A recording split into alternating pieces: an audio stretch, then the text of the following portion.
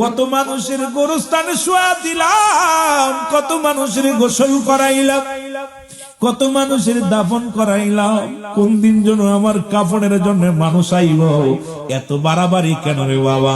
প্রথম দুনিয়ার মধ্যে কাপড় পরে অন্যের হাতে, শেষ বিদায়ের সময় কাপড় পড়তে হবে অন্যের হাতে।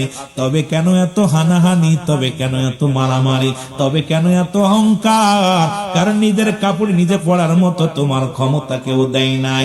যেদিন দুনিয়ার মধ্যে প্রথম কাপড় পরেছিলে, মানুষের সাহায্য লাগছে কি লাগে নাই?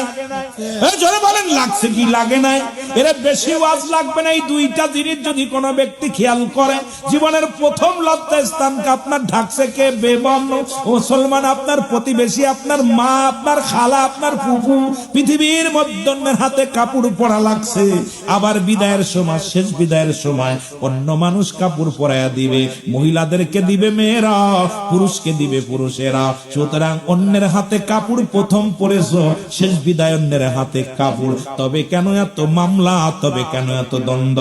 তবে কেন এত দুনিয়ার মধ্যে ছগলখড়ি? তবে কেন দুনিয়ার মধ্যে এত ক্ষমতার দাপট? যদি কোনো মানুষ এইটা জ্ঞান দ্বারা, যদি কোনো ব্যক্তির জ্ঞানের মধ্যে এই চিন্তাটা আসতো, কোনোদিন কোনো ভাইয়ের বিরুদ্ধে মামলা দিত না, কোনোদিন কোনো ভাইয়ের কষ্ট দিত না, কোনোদিন কোনো ভাইয়ের কষ্ট দিত না, দুনিয়ার মধ্যে মানুষের হক নষ্ট করত না, প্রতিবেশীর হক নষ্ট করত না।